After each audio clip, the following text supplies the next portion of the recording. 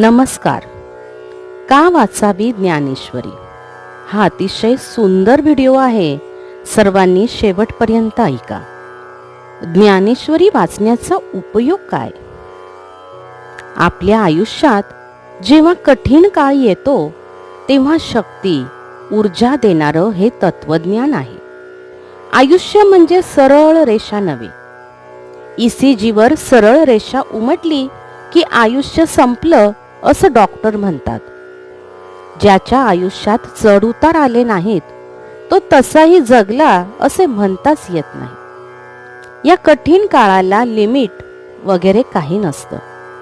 सिनेमाच्या 2.5 तासासारखं याला time limit नाही. आणि शेवटी हिरो जिंकणारच याची खात्री देखील नाही. किंबहुना जिंकणं आणि हरणं असं काही नसतंच. असतं ते फक्त लढणं.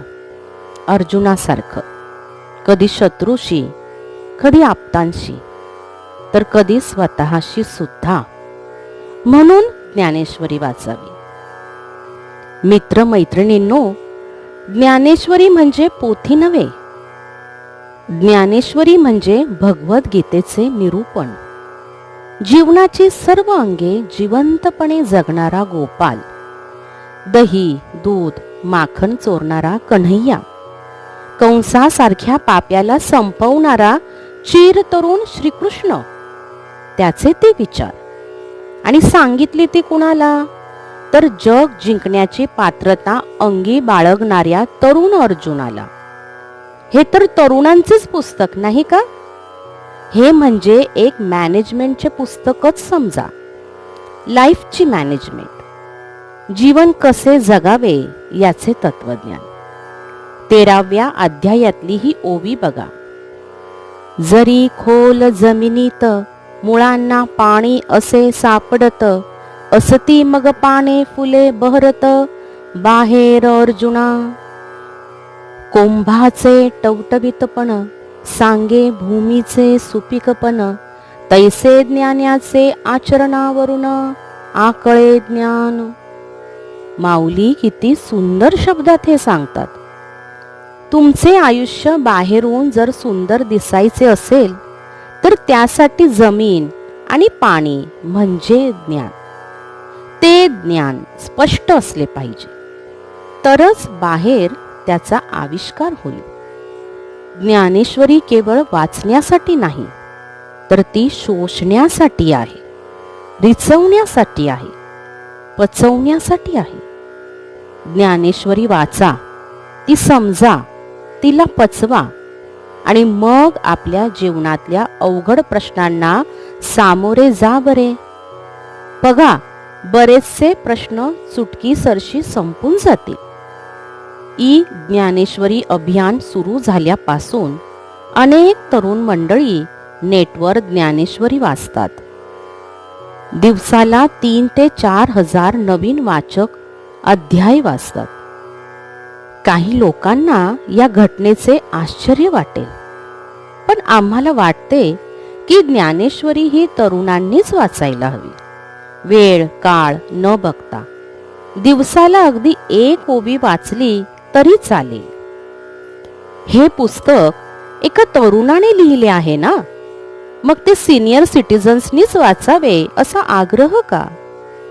अर्थात 1.25 लाख वाचकातले सर्वच जण इतके उत्साही नाही. प्रत्येक मराठी माणसाच्या डेस्कटॉपवर किंवा मोबाईलमध्ये ज्ञानेश्वरी असावी. भले वाचा किंवा नका वाचू, जेव्हा तहान लागेल तेव्हा विहिरीपाशी या. विहीर तुमच्या जवळच आहे. ज्ञानेश्वरीतील तत्वज्ञान निवृत्तीचं नाहीच. संपूर्ण ज्ञानेश्वरीत कुठेही जीवनाशी फटकून वागण्याचा सल्ला नाही. कुठेही साधू बनून संसाराचा त्याग करण्याचा उपदेश नाही. उलट जीवनाला आनंदाने सामोरे जाण्यासाठी ज्ञानेश्वरीतील असंख्य दाखले देता येतील. माऊली म्हणतात, इंद्रिया न कोंडी, भोगासी न सोडी, अभिमान न सोडी स्वजातीचा. कुलधर्म ते आचरून, विधी निषेध ते पाळून, सर्व सुखे भोगून मुक्ती आहे. ज्ञानेश्वरी हे जीवन कसे जगावे याचा दाखला आहे. लाईफ मॅनेजमेंटचं हे पुस्तक ते वाचायला हवं, ते आचरणात आणायला हवं, त्याचा आनंद घ्यायला हवा. वाचायला जर वेळ नसेल तर आपल्या सहजबोध या चॅनेलवर ज्ञानेश्वरीच्या प्रत्येक ओवीचा मराठीत अर्थ सांगितला आहे. ते सर्व व्हिडिओज आपण पाहू शकता आणि तरुणांना आपण ते शेअर करू शकता आणि ज्ञानेश्वरी श्रवणाचा आनंद आपण सर्वजण घेऊ शकता. ज्ञानेश्वरीची खरी गरज आहे ती आयुष्याच्या सुरुवातीलाच हातपाय गाळून बसलेल्या असंख्य तरुणांना, निराशेच्या गर्तेत सापडलेल्या, अभ्यासाच्या आणि स्पर्धेच्या बोजाखाली दबलेल्या तरुणांना, जीवनाचा आनंद न घेता एखाद्या ओझ्याप्रमाणे आयुष्याचा प्रत्येक क्षण पुढे लोटणाऱ्या तरुणांनी ही वाचायलाच हवी. वर्तमानपत्रात आत्महत्यांच्या बातम्या वाचल्या की हे अधिक जाणवते. आज आम्हाला अशा असंख्य तरुणांची पत्रे येतात.